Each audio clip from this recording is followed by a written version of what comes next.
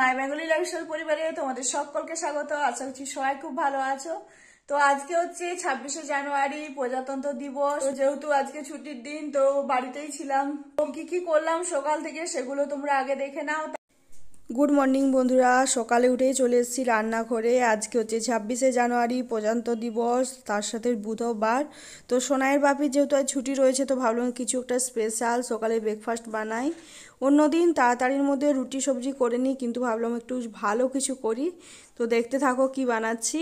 সকালের টিফিনে রয়েছে আলুর পরোটা, যার জন্য আলু সেদ্ধ করে নিয়েছি। এখানে নিয়েছি পেঁয়াজ, কসুরি মেথি, গ্রেট করা আদা, কাঁচা লঙ্কা, আর এখানে রয়েছে আটা মেখে নিয়েছি একদম রেডি। এরপর আমি মশলাটা তৈরি করব। তো আলুর পরোটার জন্য আমি কিভাবে মশলা রেডি করি সেটাই তোমাদের সাথে শেয়ার করব, দেখতে থাকো।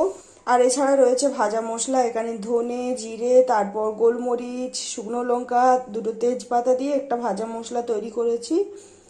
তো ওটা দিয়েই আমরা আলুর পরোটার মশলাটা তৈরি করব, দেখতে থাকো। কড়াইয়ের মধ্যে সামান্য সর্ষের তেল দিয়েছি, তারপর দিয়ে দিলাম সামান্য কিছু জিরে।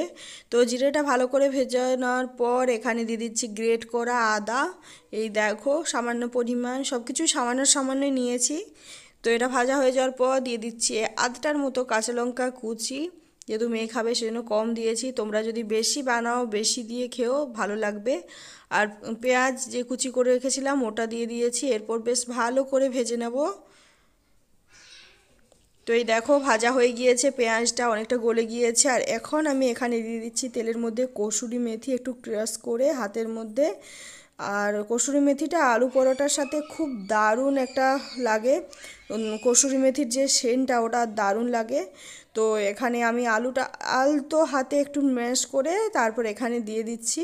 খুব বেশি চোখটাতে হবে না, এরকমভাবে করে নিলেই হবে। তারপর খুন্তি করে বেশ ভালো করে নেড়ে চেড়ে আমি মশলাটাকে ভেজে নেব। এই দেখো মশলা ভাজা হয়ে গিয়েছে। এরপর যে আমি গুঁড়ো মশলা করে রেখেছিলাম ভাজা মশলা, তো ওটা দিয়ে দিয়েছি। এরপর এটাও বেশ ভালো করে মিশিয়ে নেব। এই গুঁড়ো মশলার জন্য এর সেন্টটা আরও বেশি বেড়ে যাবে। কসুরি মেথি, গুঁড়ো মশলা, পেঁয়াজ, আদা সব কিছু স্মেল একটা দারুণ। তো এই দেখো আমাদের আলু পরোটার পুর একদম রেডি। এটা ঠান্ডা হয়ে যাওয়ার পর আমি এতে লেচি কেটে পুরটা ভরে নেব। তো এই দেখো এরকমভাবে আলুর পরোটা বেলে নিয়েছি। আর এখানে তাওয়া এটা ফার্স্টে একটু সেঁকে নিচ্ছি চারিদিক থেকে। তো তারপর এই যে কড়াইটা দেখতে পাচ্ছ যেখানে মশলা করেছি একদম ননস্টিকের মতো হয়ে গিয়েছে। তো এটার মধ্যেই আমি পরোটাটাকে ভাজবো। তো দেখো কিভাবে করছি।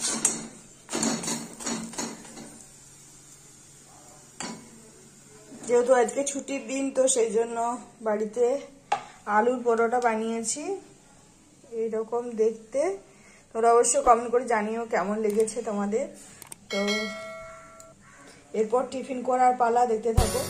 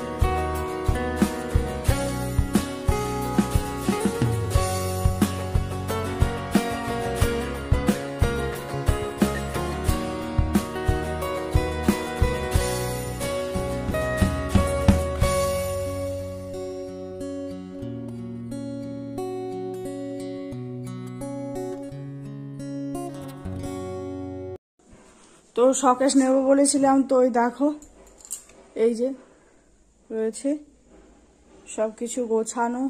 এমনি প্রতিদিন যেগুলো ব্যবহার হবে না তো সেগুলো নিচে রেখেছি। আর ওপরে আমার সোনাইয়ের জামা কাপড়, আর এখানে রেখেছি প্রায় নিত্য প্রয়োজনীয় যেসবগুলো রয়েছে এখানে সোনাইয়ের।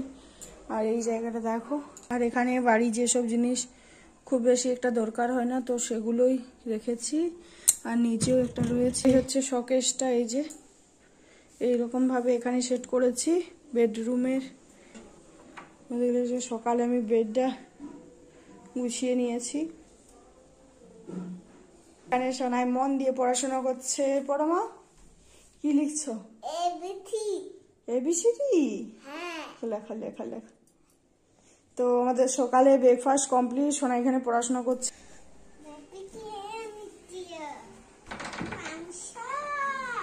মাংস কে খাবে? সোনাই